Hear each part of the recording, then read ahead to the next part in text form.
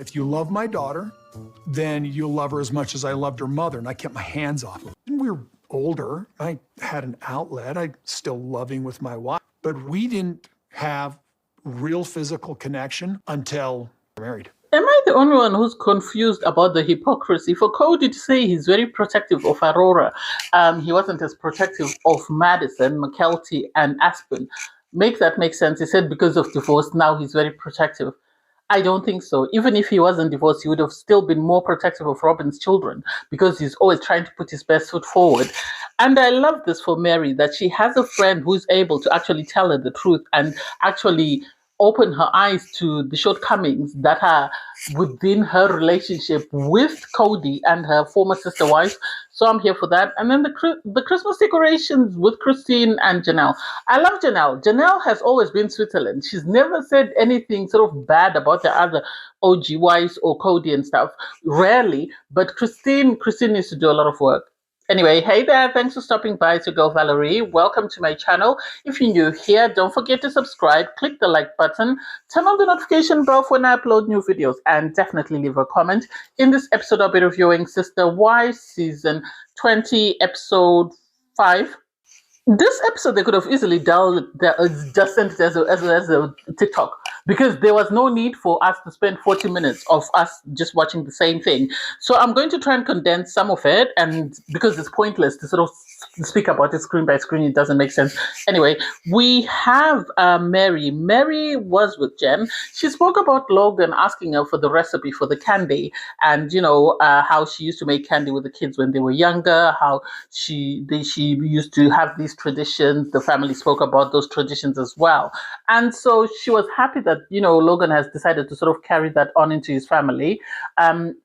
Jen then asked her what's happening with Coyote Pass, and she said, nothing at the moment. I'm still in limbo, in the sense that Kody was able to sort of get Christine's property, but in getting Christine's property, he then put his name and Robyn's name on that property instead of us all having a conversation and deciding who was to get ownership of that. I feel that land should have been given to Janelle and Meri, or Meri, because Meri has less land in her name. So Jen was sort of trying to get her to understand that you need to be more serious with Kody.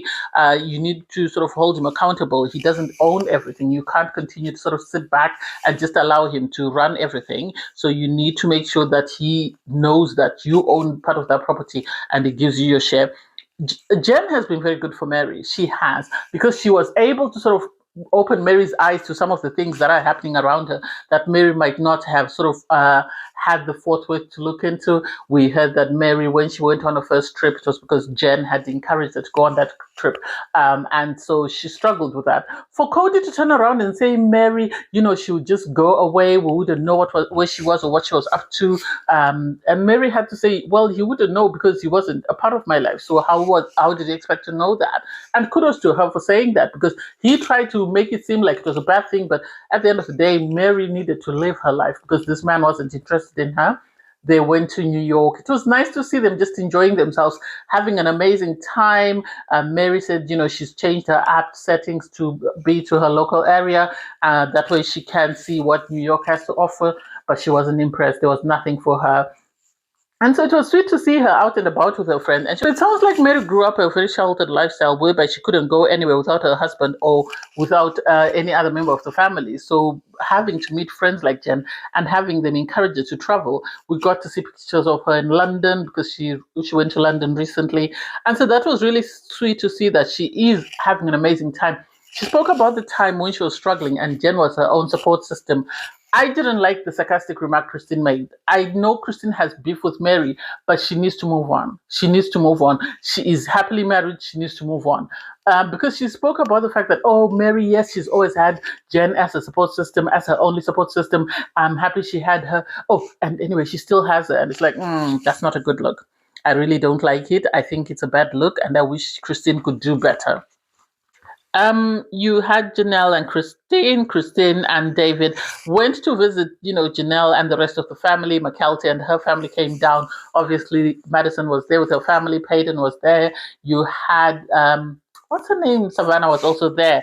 And so it was cute to see them. There was this teasing session whereby you had David trying to tease Janelle and say, we need to register you on a dating site.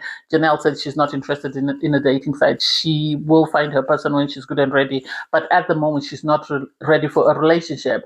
And I don't know why they continue to bring it up. I know for Christine and David, for them it's fun because they're happily in love, but they need to understand that maybe someone didn't have the healing that they have and they still need to do a lot of work because before they can decide to be in a relationship. You had Christine sort of reveal who Janelle fancies or who her crushes are, and it's like Christine does a bit too much at times. I think she does a bit too much.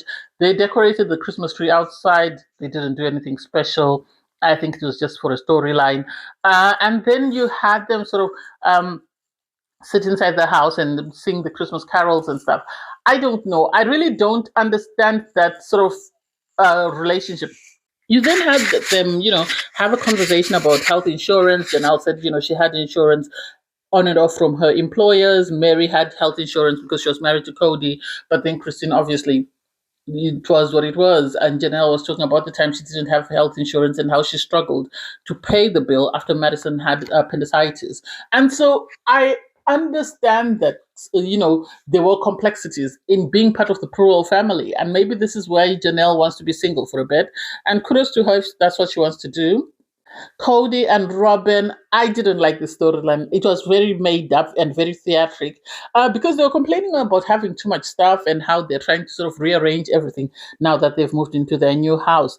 Aurora then came out and said she wants to introduce or she wants to bring her boyfriend home because he's asked her to be, her boyfriend. And it's like, make it make sense. This girl is 22 years old. Why are we treating her like she's 16, 17? Why? I don't get it. They went on and on about, she's got a boyfriend. She's excited. Kody said, I really want to screen the guy because at the end of the day, this is my daughter he's dating. I need to make sure she's safe. And it's like, we didn't see you do this with any of your other daughters. What's so special about Aurora outside of the fact that you love her mother? What is it? The boyfriend came round, apparently, he came to help decorate the Christmas tree. They could have gone to Kody Pass and chopped out a tree if they really wanted to. It was too theatric. It was as though they were just doing it for the show because the Christmas trees were so tiny. You could have put them on a table or something. Anyway, they then went into this conversation where we were told that he's a cowboy, he's got a ranch, and they spoke about him protecting, Aurora. Well, at one time, Kody was looking for a pocket knife, and Aurora gave him a knife, and she said, "Oh, he gave me this knife." Kody then went on this tangent about how the guy is supposed to protect her, and it's important that she be protected because she's his daughter and stuff. And it's like, Kody, you're doing a bit too much. You are doing too much. I think the guy was uncomfortable at other points in this sort of conversation. I have a feeling very soon we'll be hearing that he wants to marry her. Kody said, you talked about chastity, and he said, you need to make sure that you're very careful because you're dating somebody else's wife. Your relationship might not work out, and then, somebody else will take her over. With Robyn, we didn't have any physical intimacy until we got married. And it's like, bro, we saw you kissing Robyn while Christine was in labor, so make it make sense. And for you to say, you found other ways to sort of address those urges. Well, you found the OG3. Those are the ones that you used while you're waiting for Robyn or while you're pretending to wait for Robyn. So I don't get it. I didn't even understand why we needed to see this guy. There was nothing special about him unless we're about to be told that Aurora is getting married, which I can't wait to see. Because those children are very very awkward. Something is not right. And the way they've been raised is totally different from the OG13, which makes you question, is Kody doing a bit too much because he loves their mother, or is he doing a bit too much because there is a reason why he has to do that? So I can't wait to see what happens. Anyway, sorry for the short review. Thanks guys for watching. Please don't forget to like, share, comment, and subscribe. Click on the link in my video to watch my review from episode 4. Bye guys.